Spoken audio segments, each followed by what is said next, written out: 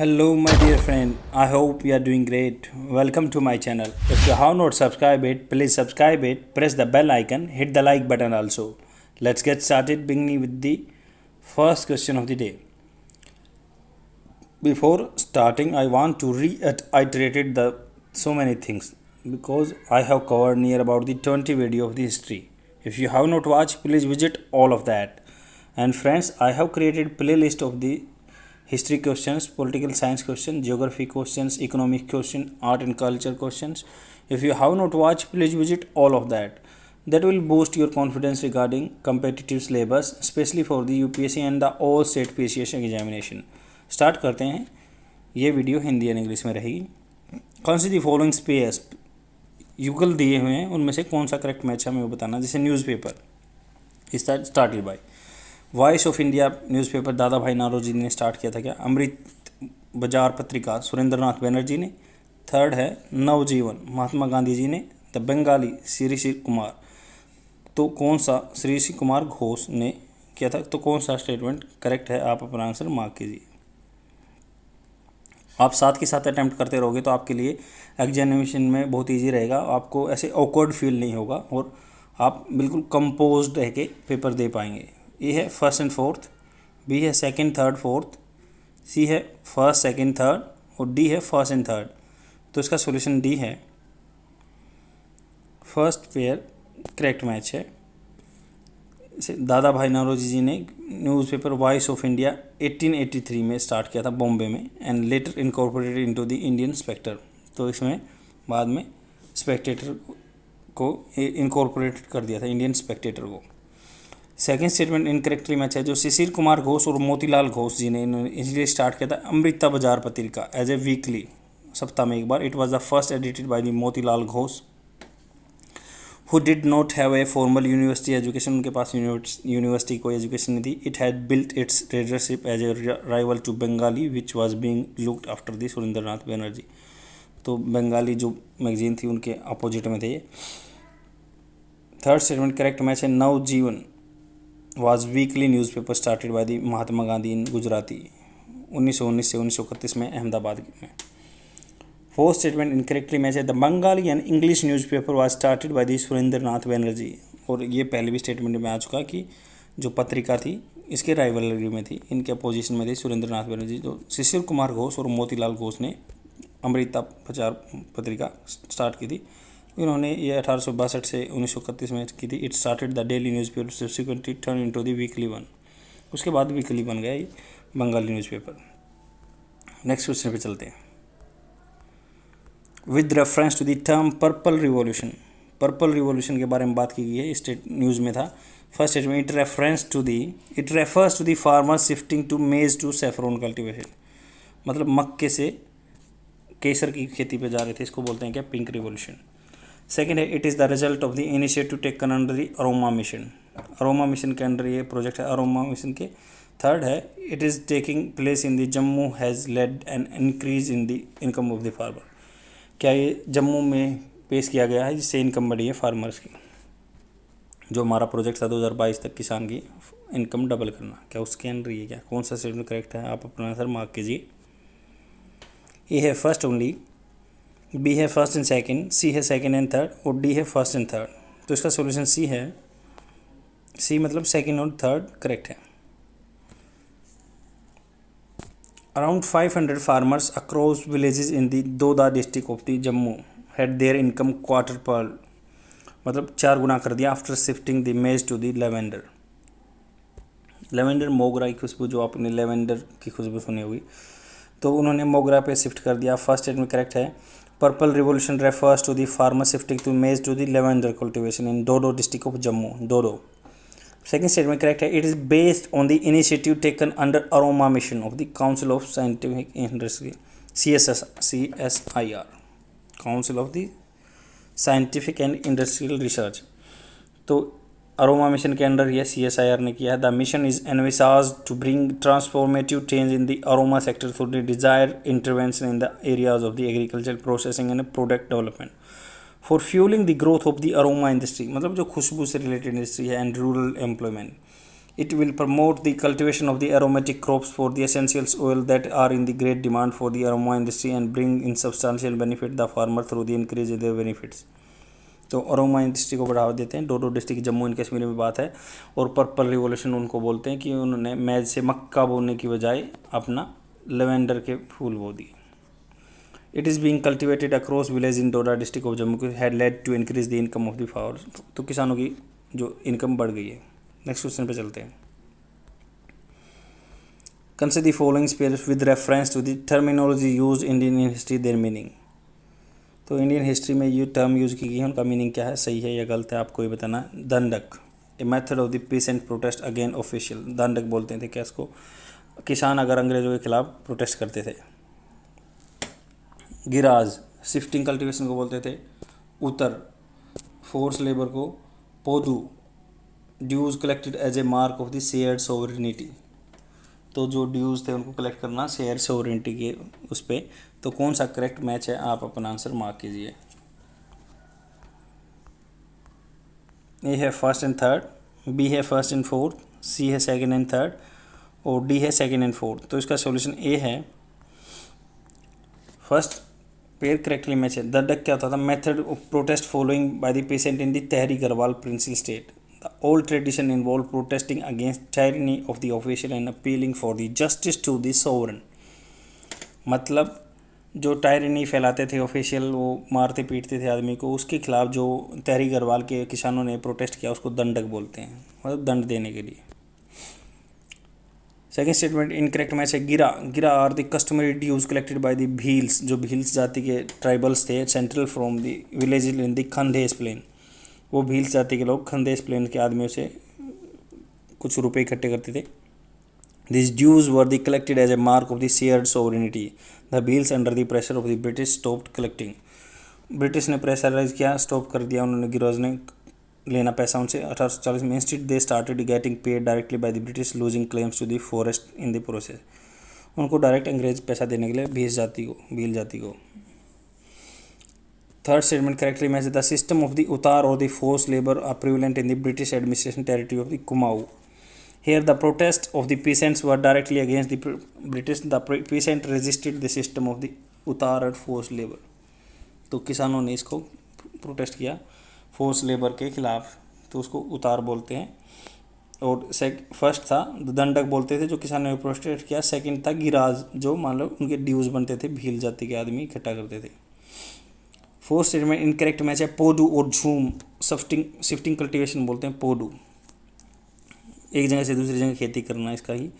तो ये ब्रिटिश ने रोक लगा दी थी। अभी हमने पहले कल वाले वीडियो में पढ़ा था कि 1870 में एक एक्ट आया था, उसके द्वारा उन्होंने कह दिया था कि आप झूम कल्टीवेशन नहीं करेंगे। नेक्स्ट क्वेश्चन पे चलते हैं। इसलिए फॉरेस्ट राइट्स की वजह से ही प्रोटेस्ट होने लगे थे। With reference to the Pagri Sambhal movement. पगड़ी जैसे पगड़ी जो सिर पे बांधते हैं, उसके संभाल मूवमेंट 1907 में स्टार्ट हुआ था, उसके बारे में it was against the British government right to take back allotted land from farmers. जो फार्मर्स को अलॉट लैंड हो रखी थी वो वापस लेने के प्रोग्राम को बोलते हैं क्या, पगड़ी संभाल। अपनी पगड़ी संभाल 1907 में, बंगाल विभाजन 1905 में होता, उसके 2 साल बाद ये पगड़ी संभाल मूवमेंट हो चुका था। सेकेंड है it was a peaceful protest, no cases of the violence were associated with. Protest का पीसफुल प्रोटेस्ट था, वायलेंस का कोई केस नहीं था। Third one is the Bharat Mata society was form during this movement. Bharat Mata society इसी टाइम पे बनाई गई थी। कौन सा स्टेटमेंट करेक्ट है, आप अपना आंसर मार्क कीजिए। ए है फर्स्ट ओनली, बी है सेकंड एंड थर्ड, सी है फर्स्ट एंड थर्ड और डी है तीनों ठीक हैं। तो इसका सोल्यूशन सी है। Pagri Sambhal movement in 1907 was movement of the farmers of the Punjab area के हैं, specially allowed Lyallpur district. It derive its name from the Pagri Sambhal Jatta, a song Banke Dayal the editor of the Jhang Syal. तो ये एक सॉन्ग से रिलेटेड था। It was the farmer agitation against the British law the आओब Bari act, the Punjab land colonisation act. Punjab land alienation act farmers felt threatened by the colonisation act because it would reduce owner to contract workers on their own land.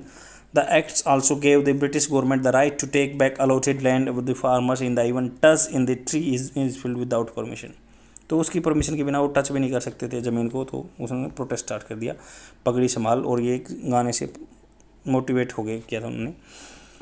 Second statement incorrect है। The protest were violent and the protester ransacked government buildings, post office, banks, overturning telephone poles and pulling down the telephone wire. Protest ने ये काम किए, building को उखाड़ दिया है, पोल उखाड़ दिए और बैंक को लूट लिया। थर्ड स्टेटमेंट करेक्ट है। Bharat Mata society was form during the moment as Bhagat Singh, father Kishan Singh and uncle Ajit Singh, their revolutionary friend Gasita Ram. It was formed an aim to spark a revolt against British government. Spark देने के लिए। उनके पिताजी भी क्रांतिकारी थे, भगत सिंह अकेले नहीं थे, उनके पिताजी किसान सिंह और अंकल अजीत सिंह ने भी घसीटा राम के साथ मिलके ऐसा मूवमेंट चला दिया था। नेक्स्ट क्वेश्चन पे चलते हैं। Which of the following statements were part of the recommendation of the Simon Commission? Simon commission की रिकमेंडेशन के बारे में बात की। Abolition of the dyarchy in the, dyarchy मतलब सेंट्रल गवर्नमेंट और स्टेट गवर्नमेंट, डायआर्की। सेकंड है retention of the separate communalism electrode. Separate communalism जैसे कास्ट के बेस पे वोट डलते थे, वैसे इलेक्ट्रोड को बंद कर दिया, रिटेंशन कर दिया, मतलब वही रहेंगे। थर्ड है setting up of the representative governments in the province. Representative government का प्रोविंस में separate of the Burma from the British India. Burma को ब्रिटिश इंडिया से अलग करना। कौन सा स्टेटमेंट करेक्ट है? ए है फर्स्ट एंड थर्ड, बी है सेकेंड एंड फोर्थ, सी है फर्स्ट सेकेंड थर्ड और डी है फर्स्ट सेकेंड थर्ड फोर्थ। तो इसका सॉल्यूशन डी है। जैसे मॉन्टेग्यू चेम्सफोर्ड 1919 में रिफॉर्म्स आया। The British government declare that a commission would be sent to India after 10 years to examine the effects of the operation of the constitution reforms and that suggest more reference to India. जैसे 1909 में आया था मार्लिमिंटो, 1919 में 10 साल के बाद Montagu Chelmsford आया। 10 साल में संविधान में क्या मतलब चेंजमेंट आए हैं। Accordingly the Indian statutory commission also refer to as a Simon commission was formed. It's consisted of the 7 members of the British Parliament under the chairmanship of Sir John Simon. मतलब उनके 7 आदमी थे। The commission was strongly opposed by the Muslim League and the Indian National Congress as it contained no Indians, कोई भी Indians नहीं था। It recommended that abolition of the diarchy in the province. Diarchy को province में समाप्त करने की बोला गया। सेकेंड स्टेटमेंट करेक्ट है। It also recommended that retention of the separate communal interest, मतलब रिटेंशन दिया कि भाई जो इलेक्टोरेट्स हैं वही बांटने की बात थी कि जाति के नाम पर वोट डालो अपने अपने कैंडिडेट को। थर्ड स्टेटमेंट करेक्ट है। It recommended setting of the representative governments in the province, representing government setup की। फोर्थ है it recommended the Burma should be separated from the British India provided a constitution of its own. Burma को अलग कर दिया 1919 में।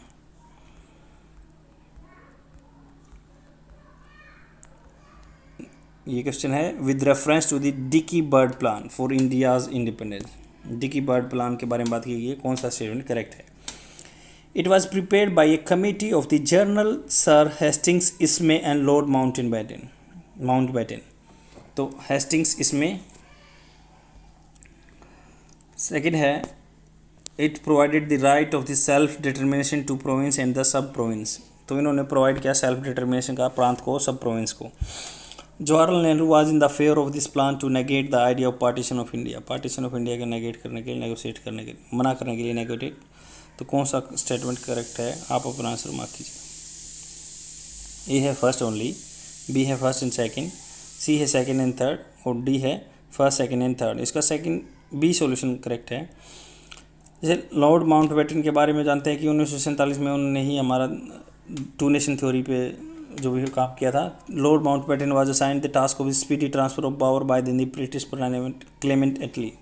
1947 में British prime minister Clement Attlee थे। उन्होंने बोला कि पावर जल्दी से जल्दी ट्रांसफ़र करो इंडिया को और पाकिस्तान को। In May 1947 the Mountbatten came up with the plan called Dickie Bird plan या बाल्कन प्लान।